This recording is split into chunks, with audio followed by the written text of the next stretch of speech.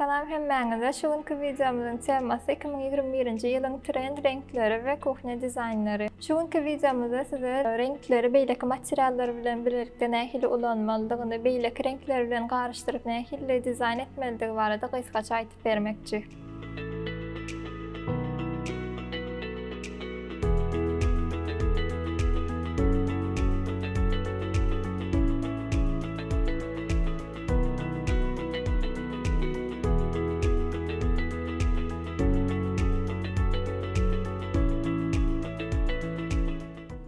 Bilşimiz ýaly renkler biziň durmuşymyzda iň uly rollar oýnaýar, iň möhüm zatlaryň biri. Bu ýylyň trend renkleri hem tebigatymyz bilen baglanyşykly, ýani tebigatdan nusgalanyp saýlanan renkler diýilýär. Şonuň üçin renkleri saýlaňyzda şo ýylyň trend renklerini göz öňünde tutup bilersiňiz.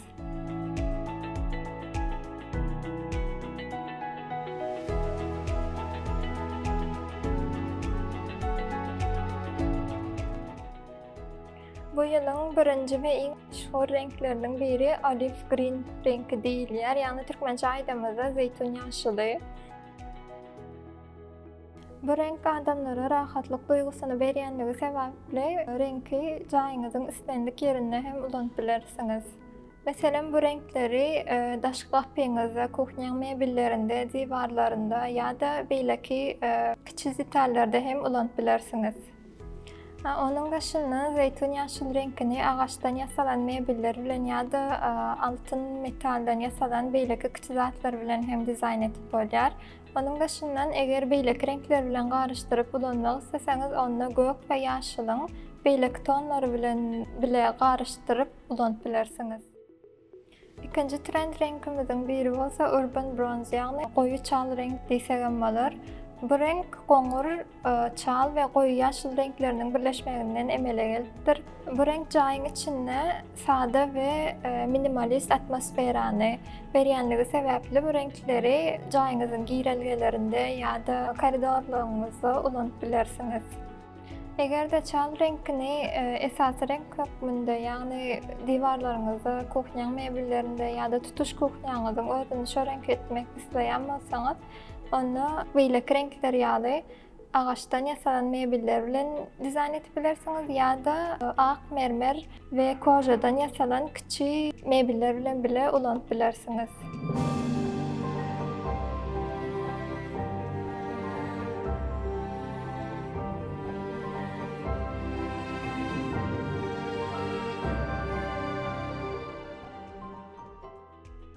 Üçüncü trend renkimiziň biri bolsa illuminating yellow, ýagny açyk sary diýilýär türkmençede.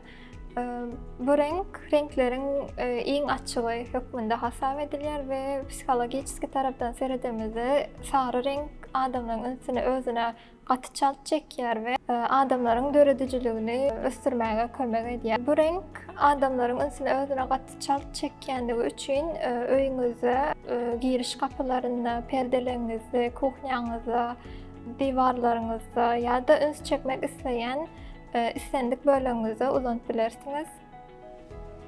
Sary renki öýüňiziň içinde dizayn edeňizde hem ünsli hem kreatiwni pikir etmeli bolýaňyz. Meselem, sary renki goýu çal renk bilen dizayn etmek maslahat berilýär. Sebäbi iki renkiň balansyny saklamak hem maksat bolýar, hem owadan dizaynlar ýüze çykyp bilýär. Onun başyndan eger beýleki renkler hem ulanmak isteseňiz, onu sary we çal renkini ak we gara renkler bilen garaşdyryp ulanyp bilersiňiz.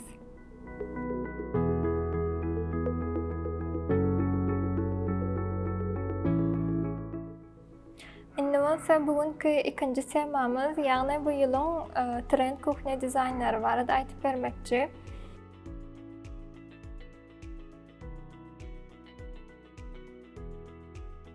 Birinji trend dizaynymyz fresh colors, ýagny açyk renkler hem diýip bileriz. Bundan öň adamlar öz kuhня dizaynlarynda esas hem modern stilde etmek üçin gara renkleri saýlaýardylar ve şu wagtda çenli gara tonda dizayn edilýär ýöne. Bu ýyl renklerde biraz ütgeşme bolandygy üçin swej renkler ortağa çykarylýar we gök ve yaşıl renkleri has hem esasy rol tutýar. Kuhняň dizaynına gök ve yaşıl tonlaryny üýtgeçik tonlarda ulanyp dizayn edip bilersiňiz. Mesela kuhняňyzy tutuş mebelini goýy gök renkde ýa-da goýy yaşıl renkde dizayn edip bolýar ýa-da aşaky mebelini goýy renklerde dizayn edip ýokarky mebelleri bolsa ak renklerde dizayn edip bilersiňiz. İkinji trendleriň biri bolsa metal materiallary ulanmak, ýagny mebellerin tutawaçlaryny, kuhняňyzyň içindäki lustralary ýa-da beýleki goýjak kiçik detallarňyzy metal materialda ulanmak häzirki döwürde iň meşhur trendleriň biri diýip hasap edilýär. Kuhняňyzy materiallary saýlamaňyzdan öň hemme materiallary birlikde görüp boljak şekilde material board ýagny material tahtasy diýilýär, şonu ýasap bilersiňiz ýa-da dizaýneryňyzdan haýyş edip şonu görkezmegini sorap bilersiňiz. Sebäbi hemme materiallary bir arada görmek dizayn etmeňizi has hem aňsatlaşdyrýar we materiallary bir-birleri bilen nähilli kombinasiýa edilýändigini görüp bolýar.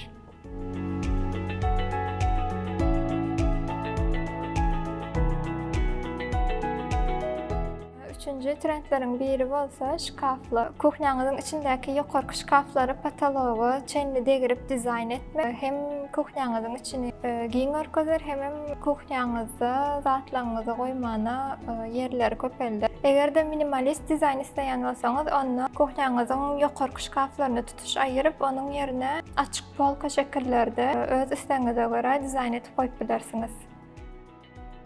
Bu ýylyň iň soňky we iň asasy trendleriň biri kuhняny minimalistik şekilde dizayn etmek. Bu dizayn etmek biraz pikirlendirýär, sebäbi şu atmosferany bermek iň möhüm zatlaryň biri. Şonuň üçin kuhняň için dizayn edeňizde renkleri bir ýa-da maksimum 2 ton saýlap, açyk renkler ulanyp we mebelleri has sada şekilde dizayn edip bilersiňiz. Gaýsgaça aýdamyzda kuhняňyzyň dizaýny iň sada şekilde dizayn edip şu minimalistik atmosferany berip bolýar. Şu günkü videomuz şulardan ibaret. Eger videomuza halamazsanız like basıp kanalımıza agza bolmagy ýadyňyzdan çykarmaň. Görýäňiz üçin köp sag bolun.